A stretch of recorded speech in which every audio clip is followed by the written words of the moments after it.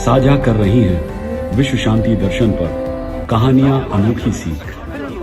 स्वागत है आपका अनोखी कहानियों की इस बढ़ती हुई श्रृंखला में। आज सुनते हैं कहानी प्यार में कभी कभी ऐसा हो जाता है। शिफाली एक छोटे शहर में पली बड़ी एक साधारण लड़की थी। उसके कई सपने थे और आनंद सफल कैरियर के साथ एक साधारण आदमी था। भाग्य उन्हें साथ ले आया। शिफाली को आनंद से प्यार हो गया और आनंद ने भी शिफाली की भावनाओं को स्वीकार कर लिया। शिफाली के लिए आनंद ही सब कुछ था। आनंद भी उसे अंतर्मन से चाहने लगा था और उसे समझने लगा था। शिफाली आनंद के लिए वो सब कुछ करना चाहती थी जो उसे खुश कर सके। आनंद चाहता था कि शिफाली घर की चार दीवारी से बाहर निकले और आत्मनिर्भर बने, समाज की कठोर सच्चाई का सामना करना सीखे और अपना कैरियर बनाए। क्योंकि अगर भगवान न करे भविष्य में उसे कुछ हो गया तो शिफाली अपने पैरों पर खड़ी रह सकती है। आनंद लगातार उसका मार्गदर्शन कर रहा था और गलती होने पर उसे डांटता भी था। यह सब वह शिफाली के भले के लिए कर रहा था। धीरे धीरे शिफाली को सफलता मिल रही थी और बहुत से लोग शिफाली में रुचि दिखा रहे थे। अच्छा, यह बताना तो भूल ही गया कि शिफाली सुंदर तो थी ही, साथ ही साथ उसकी मुस्कुराहट का मोल $1 मिलियन से कम नहीं था, जो किसी का भी दिल भर देती थी। जैसे जैसे समय बीतता गया, शिफाली और अधिक आत्मविश्वासी होती गई और उसका कैरियर चरम सीमा पर पहुंच रहा था।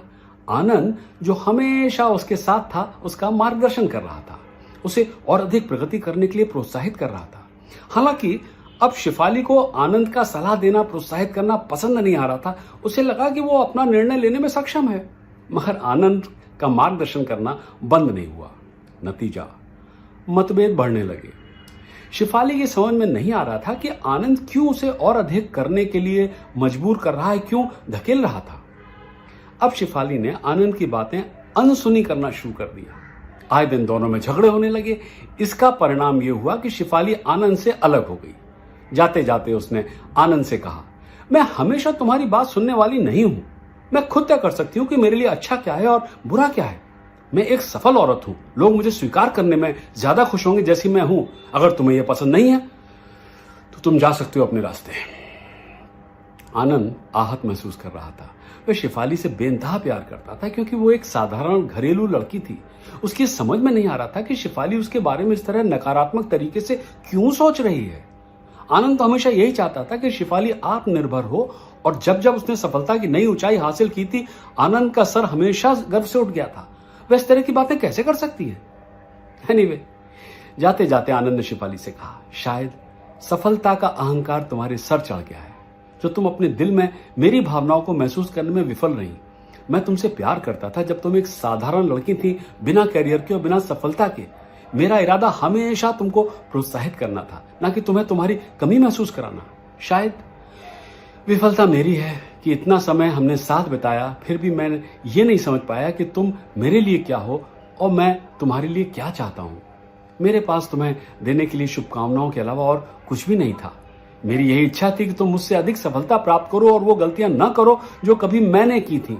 यही एक कारण था कि मैं हमेशा तुम्हारा मार्गदर्शन करता रहा। हमेशा समय पर तुम्हारे ऊपर मैंने क्रोध भी किया। एनीवे, तुम वो सब कुछ मिले जिसे तुमने कामना की थी। मैं और कुछ नहीं कह सकता शिफाली। और कह के उसका गला रुंध गया।